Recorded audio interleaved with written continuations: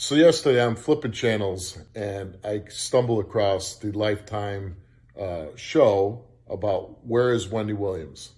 And first of all, let me say, I'm a huge Wendy Williams fan. I love Wendy Williams. I was on her show numerous times. Wendy treated me great. Our shows basically started at the same time. I was a big fan of her show, so I'm all in Wendy Williams' corner. But when I watched last night on that show, it disturbs me because I doesn't think it does any good for Wendy. Doesn't make her look good. She's obviously has big time struggles, medical conditions, and addiction. And what they're showing is somebody is not protecting her. It doesn't put her in a good light. I don't see how this serves any purpose at all. She should, her manager talking about, is she ready to do a podcast? She's ready. She's been doing this for 20 years. She's no position to do anything. Interviewing. She should not be interviewing anybody. So before you start talking about putting her back out in the public, you should be getting her help, making sure she recovers fully and that she's able to do it. Because I got to tell you, I was disturbed and I'm saddened by, I feel people using her. They're not protecting her. And I hope that somebody close to Wendy says, hey, we shouldn't be doing this.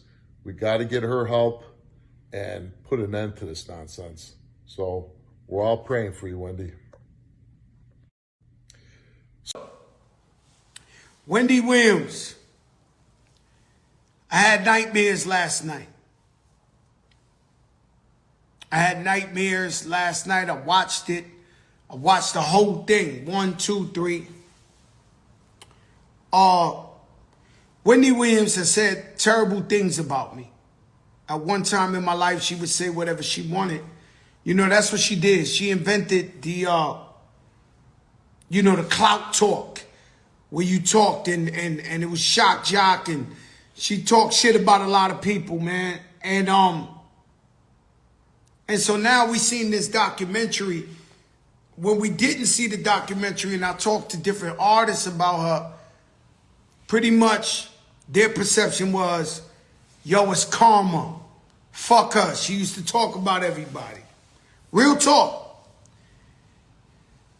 And before she got sick or whatever the case may be, I found a way in my heart, because Jesus forgave,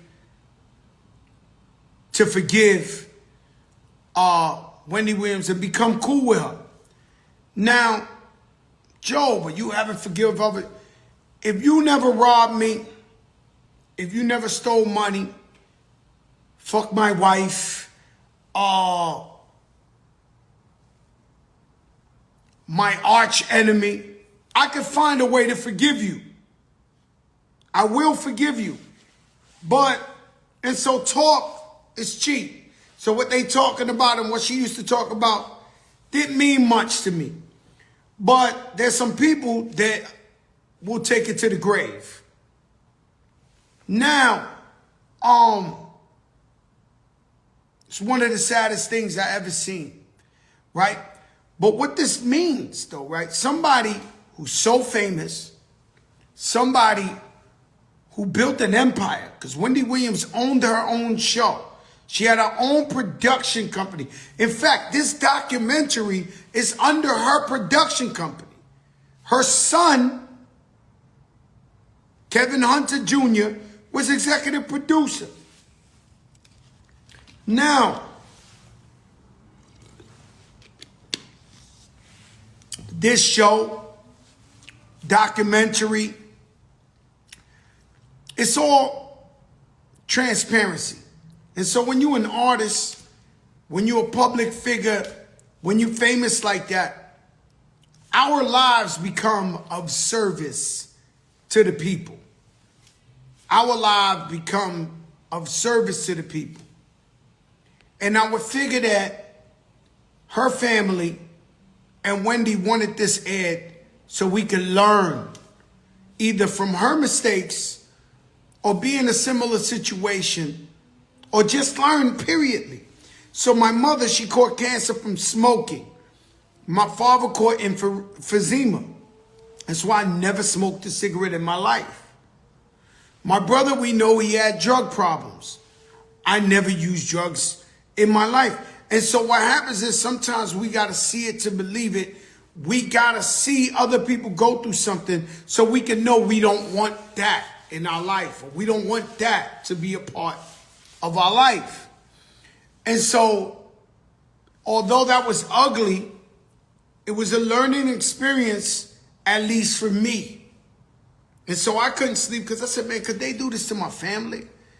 If I got in an accident, if I got Alzheimer's, could they tell my daughter she's not privy to my money? Could they tell my family that? And so Wendy has a loving, bonding family. Her sister went on there and said, look, we don't even want the money. If that's what y'all worried about, y'all want to keep the money? We don't even want the money. You know what's crazy is my sister died. My sister was giving birth.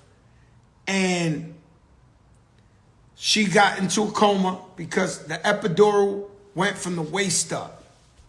In the papers that the hospital gave us, they said they killed, K-I-L-L-E-D, my sister in the hospital while giving birth. It wasn't like it was a mistake. It wasn't like this. They said killed, right? My nephew, we got him $2 million in the lawsuit. He was 8 years old. We raised him. When he became 18, we took him to the lawyer, told the lawyer, yo, this is his money, write it over to him. The lawyer tells me in front of my nephew, you are the first family that ever had a lawsuit that never found a way to spend the money or say, your nephew got to go to a private school for $200,000 a year. Your nephew needs a Lamborghini to drive to the store. So what people do when they're in charge and they custodians of money is they take advantage and they spend your money. So her family, who seemed to be a super honest family, loving family, said, hey, give it to us, man. We don't even, if y'all worried about the money, we don't even need that. We want our sister. We want to help her get better. I don't know if she's going through dementia. They said that. She obviously got a drinking problem. But somewhere in there is still Wendy. Like you would see her pop out. And she knew how to take shots. She'd be like, yeah, I'm divorced now. But he's broke. And go back into the... It's crazy because Wendy is Wendy. Like somewhere in there is Wendy Williams. And she's always entertaining. It's crazy as they gave her a tabloid and she looked at it in 1 second. She said, ooh, Jennifer ain't going for that. This one ain't go like, and so that Wendy Williams that everybody loves, her TV, and she's always entertaining. It's crazy as they gave her a tabloid and she looked at it in 1 second. She said, ooh, Jennifer ain't going for that. This one ain't go like, and so that Wendy Williams that everybody loves, her TV show was number one for like 14 years in a row. It's in there somewhere, right? But what's sad is how somebody could make you look like you're unfit or you don't have the mentality, almost like Britney Spears, where they take your empire and they spend it how they want to. Now, I don't know who her manager dude was. He definitely, let me tell you something. I'm Fat Joe the Rapper. I've been rapping for 30 years. Every day Louis Vuitton, every day fly. That's what I like to do. Every day looking great. But even me, who's doing great and at the prime of my life financially, I have friends that be like, yo, slow up the Louis, slow up the Christian Dior, slow up the this. Somehow her manager was dipper fresh than me. Had more Louis, more Gucci, more this. Now, I don't want to call him out. I don't know what his success is, where he gets his money from, whatever the case may be. But there's obviously people that were pushing her to do a podcast. At the state, I seen the documentary. She is unfit to do that. And so people are pushing her. This gives me the DMX theory. You know, DMX had a drug problem. And he had people around him, and I would ask him, like, yo, why you ain't telling him this and this? And they'd be like, yo, he'll fire us. So in other words, you have to be an enabler, or you get fired. And rest in peace to the God DMX. But I'm just giving you a reflection of what goes on. You know, and people want to be attached to greatness. And I don't care, even if Wendy's doing bad right now, she's still greatness. She's still one of the greatest that did it. Successful woman. At her worst, she's still better than most people. And so, it ended up with the apartment being empty. I get it. Her legs are bad. She got to walk up the stairs. If you didn't know why she kept showing people her feet, is the doctor says she had a 2% chance to ever walk again. And the fact that she was still walking, she was proud of it. All praises to God. And so it was sad to me that people would prey on somebody, and right in front of us. When Wendy Williams did the Walk of Fame, there was millions of people out there. When she did a show, every day we seen people cheering. Everything. What can we do? If we love her, if we love what she did for pop culture, American culture, what can we do to help Wendy Williams? That should be the #1 petition. How can we help Wendy Williams?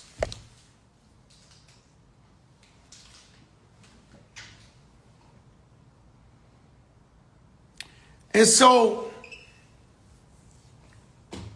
I see my man Beepo on there. Beepo, you probably was the first guy from Forest when I was just a kid. They had the first record. Well, they had other love books. But, you know, Beepo had this record called Shake Your Ladies, ladies, sweet ladies. Shake your body, girl. Sweet ladies. He had a record on vinyl out. And so shout out Beepo, man. All these years later, man, I get to see you on Instagram, and it's amazing. But Wendy Williams definitely needs a family. She needs to be surrounded by love, like her son, her sister, her niece.